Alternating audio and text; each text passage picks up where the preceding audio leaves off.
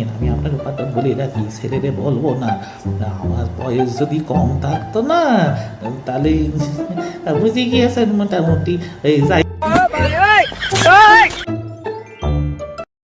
নমস্কার বন্ধুরা, কেমন আছেন সবাই? চলে এসেছি আবার কণ্ঠ অ্যানিমেশনে নতুন একটা ঘটনা নিয়ে।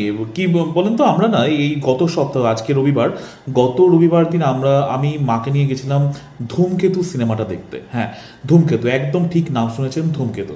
তো সিনেমাটা দেখার পর আমাদের ফিডব্যাক কিছু, মানে মাকে আমি যখন প্রথম জিজ্ঞাসা করলাম, সিনেমাটা যখন শেষ হয়ে গেল, তো জিজ্ঞাসা করলাম যে মা তোমার কেমন লাগলো। তো মা নিজের জায়গাতে বসে সিনেমা হলে কিছু একটা কথাবার্তা বলেছিল, তো সেগুলো আমি আপনাদেরকে আজকে শোনাবো। সত্যি কিন্তু সিনেমাটা সত্যি বেশ ভালোই হয়েছে, কি বলেন? ভালোই হয়েছে না?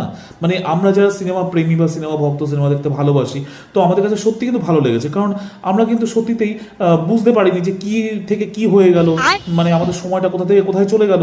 আর সিনেমার যে টোটাল যে প্লটটা আমাদেরকে কি বোঝাতে চাইলো, মানে কিছু না বোঝাই বেশ ভালো লাগলো।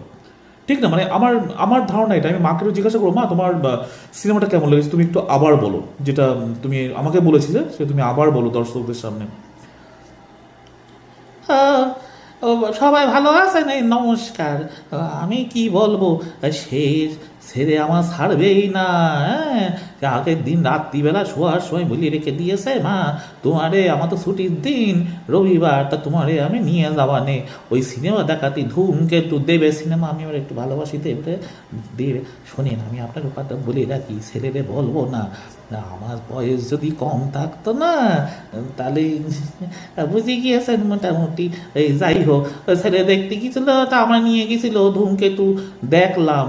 তা সে কি বলবো, হ্যাঁ, সিনেমা হয়েছে একখানা। হ্যাঁ, এই কি শুরু হলো, কোথাতে কোথায় কোথায় গেল, মাঝখানে আমার খুব ভালো লেগেছিল ওই যখন সে যে এই গানে গানে ওই গানটা হলো না, তখন আমার খুব ভালো লেগেছিল, সত্যি কথা।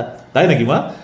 আর বলিস নে, তখন ওই গান শুনতি শুনতি ওই সেই ওই কি জানো, ওই সেই নায়িকাটা, ওই নায়িকাটার জায়গায় তো আমি আমার কথাই ভাবছিলাম, আমি আমার দেখতে ভাবছিলাম। সে কি লজ্জা লাগলো, তোরে তো আমি বলিনি। ও বাবা, তুমি আমার এসব ভাবছিলে?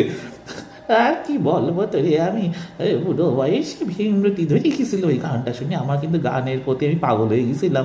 কিন্তু তারপরে ওই যখন ইন্টারভ্যাল দিল, ওই তারপরে হয়ে গিয়েছে সমস্যা। কি বলেন দিনি, আমি কিচ্ছু বুঝতে পারিনি, কিচ্ছু বুঝতে পারিনি।